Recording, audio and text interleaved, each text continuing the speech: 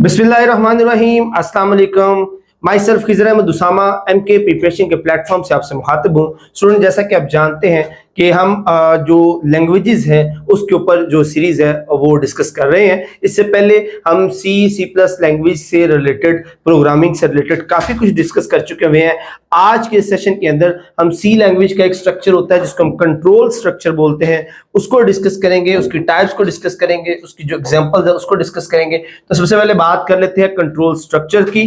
जैसा कि हम जानते हैं कि जो लैंग्वेज है, हाई लेवल लैंग्वेज है, इसके अंदर जो है वो डाटा स्ट्रक्चर्स की सूरत में, पैकेट्स की सूरत में फ्लो करता है। तो उसके अंदर जो कंट्रोल्स हम सेटअप करते हैं, जो कंट्रोल कमांड हम सेटअप करते हैं, ये असल में ऐसी एंटिटी है जो डाटा के फ्लो को जो है वो ऑल्टर कर देती है। यानी कि जो प्रोग्राम एग्जीक्यूट हो रहा होता है उसके फ्लो को ऑल्टर कर देती है, चेंज कर देती है। सुनने में थोड़ा सा अजीब लगेगा क्योंकि हम अब तक जितने भी डिस्कशन कर चुके हुए हैं उन सारी चीजों में हमारी प्रायोरिटी ये होती है कि हम जो कोड या जो प्रोग्राम लिखने जा रहे हैं वो फ्लो होता रहे, वो रुके मत, उसमें कोई बग ना आए, कोई एरर ना आए। लेकिन यहां पर अब हम बात कर रहे हैं कि हम फ्लो को चेंज करना चाह रहे हैं, फ्लो को ऑल्टर करना चाह रहे। तो स्टूडेंट्स, इसमें हम वर्ड इस्तेमाल कर रहे हैं ऑल्टर करने का, डिस्टर्ब करने का नहीं, ऑल्टर करने का, चेंज करने का, उसको कंट्रोल करने का।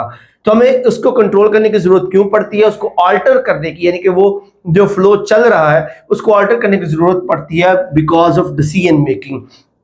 आज के सेशन में हम यही डिस्कस करेंगे। पीछे हम डिस्कस करते रहे हैं कि हम सिंपल जो है वो कमांड देते हैं, प्रोग्राम लगाते हैं, उसके ऊपर जो फंक्शंस है वो अप्लाई कर देते हैं और जो सिस्टम है या जो कंपाइलर है उस प्रोग्राम को या उस कमांड को एग्जीक्यूट कर देता है। बट व्हाट इफ के अगर हमें यहाँ पर कोई कंडीशन सेट करनी पड़े कि अगर कोई सर्टन कंडीशन मैच करे, कोई सर्टन क्वांटिटी क्रॉस हो, कोई सर्टन जो हम उस पे बैरियर लगाना चाहते हैं, जब वहां पर पहुंचे देन उसकी एग्जीक्यूशन हो, तो इसी सेटअप को हम कंट्रोल स्ट्रक्चर कहते हैं कि जिसके अंदर हम कुछ कंडीशंस अप्लाई करते हैं, कुछ रिस्ट्रिक्शंस लगाते हैं, कुछ बैरियर्स लगाते हैं और बाउंड करते हैं अपने जो प्रोग्राम की एग्जीक्यूशन को कि वो उन कंडीशंस को फॉलो करे। उनको हम जो है वो कंट्रोल स्ट्रक्चर्स कहते हैं। कंट्रोल स्ट्रक्चर्स में सबसे पहले तो हम डिस्कस करेंगे कंट्रोल स्टेटमेंट्स को। स्टेटमेंट आपको पता है कि हम जो भी प्रोग्राम के अंदर जो लाइन, जो कोड लिखते हैं उसको स्टेटमेंट कहते हैं।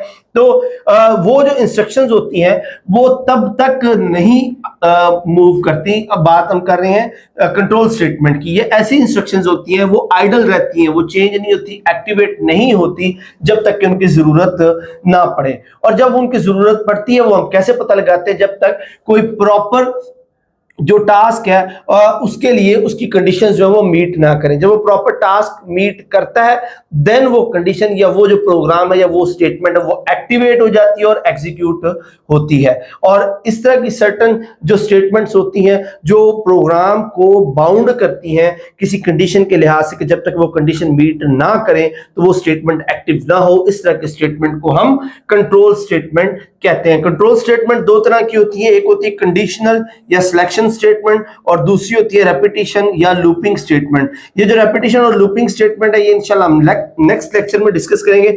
आज की जो हमारा डिस्कशन है वो होगी कंडीशनल या सिलेक्शन स्टेटमेंट पर। हम कंडीशनल और सिलेक्शन स्टेटमेंट जो है उनके ऊपर डिटेल से डिस्कस करेंगे। तो कंडीशन या सिलेक्शन स्टेटमेंट्स क्या है? ये ऐसी स्टेटमेंट्स हैं जो बिहेवियर ऑफ द प्रोग्राम जो है वो अकॉर्डिंगली सेट करती हैं कि आप जो प्रोग्राम है उसका बिहेवियर कैसे कंट्रोल करेंगे, किन कंडीशंस के ऊपर वो प्रोग्राम है वो एक्टिवेट होगा। ये ऐसी कंडीशनल स्टेटमेंट्स होती हैं जो give us the ability sometimes the program need to be executed depending upon a particular condition और रिलेशनल एक्सप्रेशन। कि हम समटाइम ये चाह रहे होते हैं कि प्रोग्राम की जो एग्जीक्यूशन है वो डिपेंड करती है किसी खास कंडीशन पर, कि जब तक वो पर्टिकुलर कंडीशन या वो रिलेशनल एक्सप्रेशन एग्जीक्यूट ना हो तब तक उसको जो है वो प्रोग्राम जो फर्दर मूव ना करे। इस तरह की जो कंडीशन होती है हम उनको कंडीशनल या सिलेक्शनल स्टेटमेंट कहते हैं। कंडीशनल या सिलेक्शन स्टेटमेंट की चार टाइप्स होती हैं, चार तरह की होती है। इफ स्टेटमेंट, अभी हम सी लैंग्वेज की बात करें, if statement, if else statement, nested if statement and switch statement. ये चार टाइप्स है जो डिफरेंट टाइप्स ऑफ कंडीशन या सिलेक्शन की जो लिबर्टी देती है प्रोग्रामर को, इफ एल्स, नेस्टेड इफ और स्विच स्टेटमेंट। अब वन बाय वन हम इनको स्टडी करते हैं। सबसे पहले हम बात कर लेते हैं इफ स्टेटमेंट की। जैसा कि वर्ड से पता चल रहा है, इफ स्टेटमेंट इस्तेमाल होती है डिसीजन मेकिंग के लिए। ये सबसे सादा तरीन फॉर्म है सिलेक्शन स्टेटमेंट की, सबसे सिंपलेस्ट है। कैसे है कि it use execute or skip a statement or set of statement by checking a condition।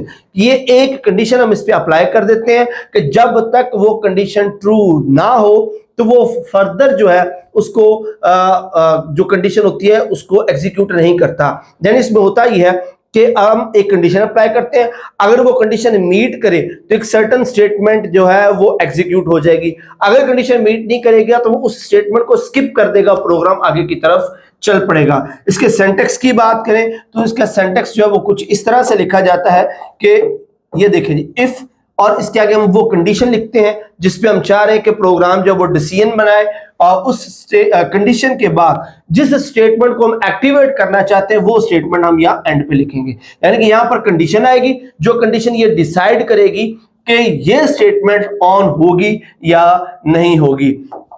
If statement को कंपाउंड स्टेटमेंट के तौर पर भी लिखा जा सकता है, यानी कि आप इफ कंडीशन के साथ आगे एक से ज्यादा जो स्टेटमेंट्स हैं वो भी ऐड कर सकते हैं कि अगर एक सर्टेन कंडीशन ट्रू होती है तो फर्दर जो स्टेटमेंट है या फर्दर प्रोग्राम जो है वो एग्जीक्यूट होगा। अगर ये कंडीशन ट्रू नहीं होती तो ये इन सारी कंडीशन को बाईपास करके प्रोग्राम को एंड कर देगा। फ्लो चार्ट डायग्राम देख लेते हैं। फ्लो चार्ट डायग्राम में आपको ये ज्यादा अच्छे से समझ आ जाएगा। ये एक फ्लो चार्ट डायग्राम है, इसमें आप देख सकते हैं कि यहां से प्रोग्राम जो है वो स्टार्ट हो रहा है। तो यहां पर हमने इफ कंडीशन लगा दिया है। एज यू रिमेंबर कि जो डायमंड शेप होती है ये यूज होती है डिसीजन के लिए। अब ये इफ कंडीशन अगर ट्रू होगी तो ये वाली स्टेटमेंट जो हम उसको देंगे वो उसको अप्लाई करेगा और हमें आउटपुट दे देगा।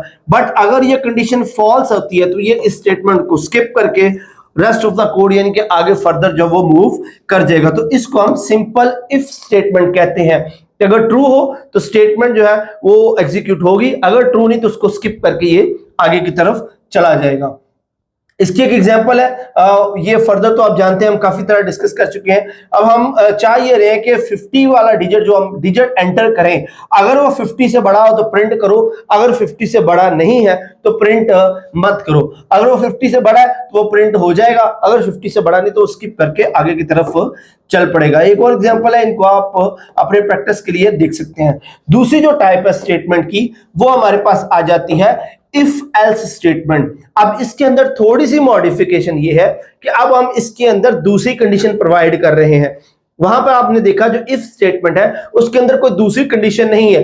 इफ अगर ये कंडीशन ट्रू होती है तो एक स्टेटमेंट एग्जीक्यूट होगी, अगर ट्रू नहीं होगी तो वो उसको स्किप कर देगा। बट इफ एल्स कंडीशन के अंदर जो हम कंडीशन लगा रहे हैं अगर वो ट्रू हो तो एक स्टेटमेंट एक्टिवेट हो जाएगी, बट अगर किसी तरह से वो ट्रू नहीं होती तो एक और स्टेटमेंट मौजूद होगी जो एग्जीक्यूट होगी। विच मींस कि on the either condition true हो या फॉल्स हो, दोनों कंडीशन में कोई ना कोई स्टेटमेंट जो वो एक्टिवेट जरूर होगी। फ्लोट चार्ट इसके अंदर जो एक सिंगल स्टेटमेंट के बजाय मल्टीपल स्टेटमेंट्स भी रख सकते हैं कि वो इफ से पहले और एल्स से पहले आप मल्टीपल स्टेटमेंट्स भी रख सकते हैं कि एक से ज्यादा स्टेटमेंट जब वो एग्जीक्यूट हो सकती हैं। ये फ्लो चार्ट डायग्राम देखिए, ये आप इसको ज्यादा अंडरस्टैंड कर पाएंगे। यहां से प्रोग्राम जो वो चलता हुआ आ रहा है, आपने इफ कंडीशन लगाई, अगर वो ट्रू होगा तो वो इस स्टेटमेंट को एग्जीक्यूट करेगा, अगर ट्रू नहीं है तो वो इस स्टेटमेंट को एग्जीक्यूट करेगा। तो यहां पर इफ और इफ एल्स में फर्क सिर्फ ये है कि वहां पर अगर कंडीशन ट्रू होती है तो स्टेटमेंट एग्जीक्यूट होती है, अगर ट्रू नहीं होती तो वो स्किप कर देता है। बट इन दिस केस कि अगर ट्रू हो या फॉल्स हो, दोनों कंडीशन में कोई ना कोई स्टेटमेंट अवेलेबल है जो एग्जीक्यूट होगी। तो इस तरह का जो हमारे पास स्ट्रक्चर है उसको हम इफ एल्स कंडीशन कहते हैं। ओके जी, फर्दर मूव करते हैं। हमारे पास जो नेक्स्ट कंडीशन है that is a switch statement. Switch statement क्या है? स्विच स्टेटमेंट जो है वो किसी वैल्यू को टेस्ट करता है फॉर वेरिएबल के लिए और उसको कंपेयर करता है with multiple cases.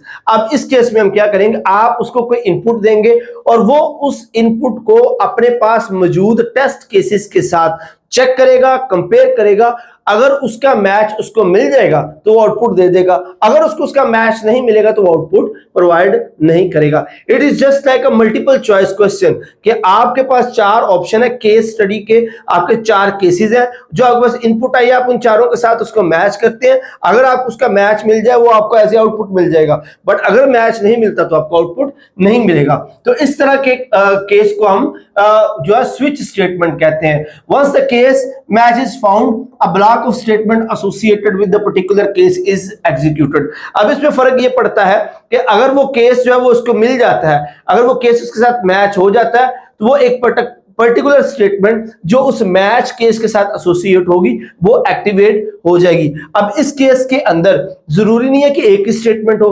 Multiple statement भी हो सकती हैं, सेट ऑफ स्टेटमेंट भी हो सकती हैं, जो केस के मैच होने पर मूव ऑन कर सकता है। इसका जो सेंटेक्स है वो कुछ इस तरह से लिखा जाएगा कि इसमें आप देखें, आपने स्विच एक्सप्रेशन लगा दिया, जिस एक्सप्रेशन की मदद से आप कंपेयर करेंगे, उसके बाद केस 1 आ गया, उसकी स्टेटमेंट, फिर ब्रेक आ गई, केस 2 आ गया, उसकी स्टेटमेंट, फिर ब्रेक आ गई, केस 3 आ गया, उसकी स्टेटमेंट। इस तरह जो नंबर ऑफ केसेस हैं वो हम उसके साथ अटैच करते हैं और लास्ट में हम ऐड करते हैं डिफॉल्ट और फिर ये स्टेटमेंट्स। अब ये डिफॉल्ट क्यों आया, ब्रेक्स क्यों आ रहे हैं, तो उसकी वजह ये है, ये मैं आपको इसकी जो एक्सप्लेनेशन है वो मैं बताता हूं कि ये ब्रेक जो इस सेंटेक्स के अंदर वन बाय वन अब डिस्कस करते हैं। सबसे पहले हम बात कर लेते हैं इस एक्सप्रेशन की, जो सबसे पहले एग्जीक्यूट होगा, जिसकी आउटपुट को हम कंपेयर करवाएंगे इन केसेस के साथ जो यहां पर मौजूद है। वो एक्सप्रेशन क्या कि इस सिंटैक्स के अंदर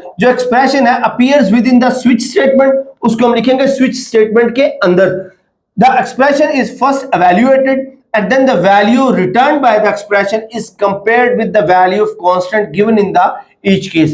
कि सबसे पहले जो एक्सप्रेशन है स्विच स्टेटमेंट में, पहले हम उस एक्सप्रेशन को सॉल्व करेंगे, सॉल्व करने के बाद उसको एवेल्युएट करने के बाद जो वहां से आउटपुट निकलेगा, उस आउटपुट को हम कंपेयर करवाएंगे उन सारी केस वैल्यूज के साथ जो नीचे हमारे पास मौजूद है। तो कांस्टेंट 1 2 3 आर, ये वो कैरेक्टर्स हैं, वो केसेस हैं जो नीचे मौजूद हैं, जिनके साथ आप एक्सप्रेशन की आउटपुट को कंपेयर कराएंगे।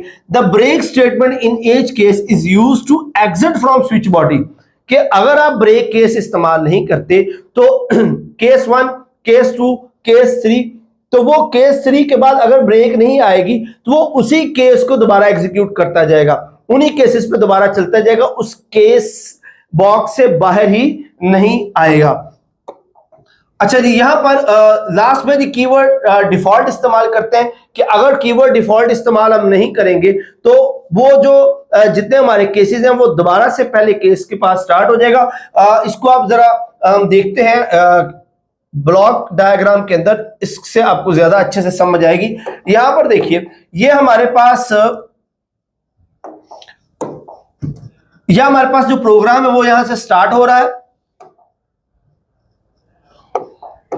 यहां से प्रोग्राम को एग्जीक्यूट करना स्टार्ट किया, ये हमारा आ गया जी कॉन्सेप्ट जो हमारा एक्सप्रेशन है। अब इस एक्सप्रेशन को पहले एवेल्युएट किया जाएगा कि ये एक्सप्रेशन जो है वो क्या कहता है। इस एक्सप्रेशन को एवेल्युएट करने के बाद जो यहां से आउटपुट आएगी एक्सप्रेशन की, इस आउटपुट को हम लेंगे और इसको एवेल्युएट करेंगे उन सारी आउटपुट के साथ जो हमारे पास केस स्टडी में मौजूद है। अब इसकी आउटपुट हमारे पास फर्ज करें ये 3 केसेस हैं, वो उसकी आउटपुट को पहले मैच करेंगे इस केस 1 के साथ। अगर उसकी आउटपुट इसके साथ मैच करती है, ट्रू होता है, तो इस केस के साथ जो एसोसिएटेड ब्लॉक है कोड का वो रन हो जाएगा। अगर ये इसके साथ मैच नहीं करता, फॉल्स हो जाता, तो हम अगले केस को चेक करेंगे कि क्या हमारे एक्सप्रेशन का आउटपुट दूसरे केस के साथ जो मैच करता है। अगर नहीं करेगा तो फिर अगर मैच कर देगा तो उससे एसोसिएटेड जो ब्लॉक है वो एक्टिवेट होगा, कोड जो है वो रन हो जाएगा। बट अगर ये फॉल्स होता है तो हम तीसरे केस के साथ इसको चेक करेंगे। अब अगर तीसरा केस जो है ये ट्रू होता है तो इसके साथ वाला ब्लॉक एक्टिवेट होगा, कोड रन हो जाएगा।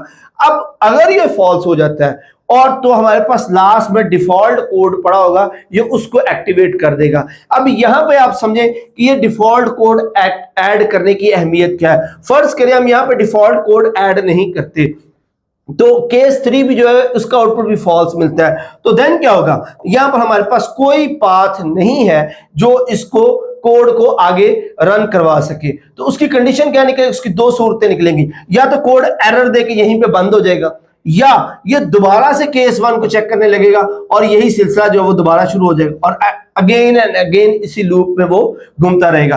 दैट इज व्हाई हम डिफॉल्ट कोड ऐड करते हैं कि इन केस अवेलेबल केसेस में से आउटपुट किसी के साथ मैच नहीं करती तो देन जो डिफॉल्ट कोड होगा वो एग्जीक्यूट होगा और प्रोग्राम जो है वो रन हो जाएगा। अच्छा जी, ये उसके एग्जांपल्स हैं कुछ, ये आप इसको आप अपनी प्रैक्टिस के लिए देख सकते हैं, इसको काफी दफा हम जो है वो चीजों को डिस्कस कर चुके हुए हैं। अच्छा जी, लास्ट इसकी टाइप है that is a nested selection structure. अब नेस्टेड सिलेक्शन स्ट्रक्चर क्या है, ये हम तब इस्तेमाल करते हैं जब मोर देन वन डिसीजंस हो, हमारे पास एक से ज्यादा डिसीजंस हो इंप्लीमेंट करवाने के लिए। तो इस किस्म के जो कोड्स हैं तब हम नेस्टिंग को इस्तेमाल करते हैं। अब नेस्टिंग एक ऐसी एक्टिविटी है जिसके अंदर एक प्रोग्राम ब्लॉक को हम किसी दूसरे प्रोग्राम ब्लॉक के अंदर रख देते हैं, नेस्ट कर देते हैं, यानी कि एक इफ कंडीशन को किसी दूसरी इफ कंडीशन के अंदर जो है वो प्लेस कर दें। तो इस तरह का जो स्ट्रक्चर है वो नेस्टेड स्ट्रक्चर कहलाता है और इसके अंदर एक से ज्यादा डिसीजन जो है वो किसी दूसरे डिसीजन के अंदर जो वो प्लेस किए जा सकते हैं। मिसाल के तौर पर यहाँ पे एक सिंपल एक स्ट्रक्चर दिया गया, यहाँ पर देखें हम इफ कंडीशन को स्टार्ट कर रहे हैं और इस इफ का एल्स मौजूद है, ये इफ है और इसका एल्स है इधर मौजूद। अब इस इफ एल्स कंडीशन के अंदर हमने एक और इफ एल्स कंडीशन जो है वो नेस्ट की हुई है।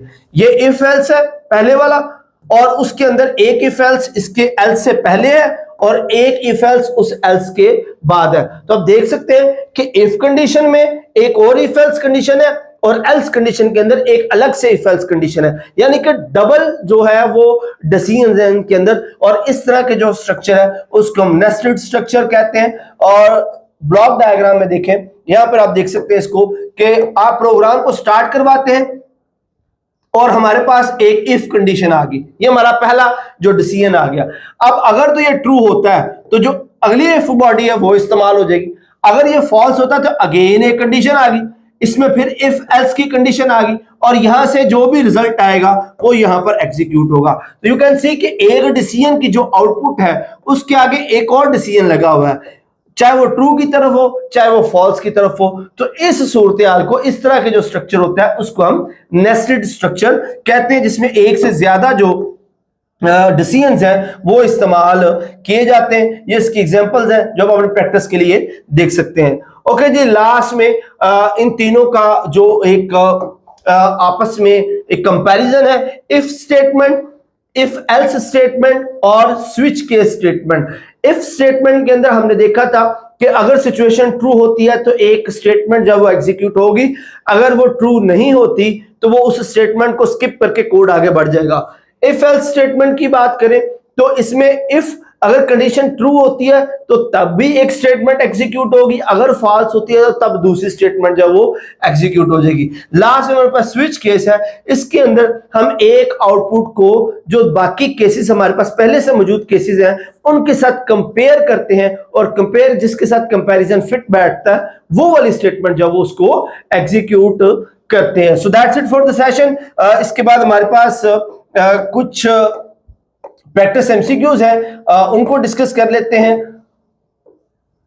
Okay, first one is which programming statement makes a decision. तो इफ स्टेटमेंट है, ये डिसीजन जो है वो बनाती है। A conditional portion of if statement is enclose with in, जो उसका कंडीशनल स्टेटमेंट है वो उसके पैरेंथेसिस के अंदर होता है। Which of the following is a not part of if statement, a condition that evaluate as a character. तो कंडीशन जो है वो कैरेक्टर की तरह एवेल्युएट नहीं होती, ये कंडीशन जो इसके अंदर शामिल नहीं होती, क्योंकि या तो ये ट्रू फॉल्स होती है, ट्रू ब्लॉक होता है और फॉल्स ब्लॉक होता है। ओके जी, नेक्स्ट हमारे पास है the case block ends with, तो करली ब्रैकेट के साथ केस ब्लॉक, सॉरी ब्रेक के साथ जो है वो केस ब्लॉक जो है वो एंड होता है।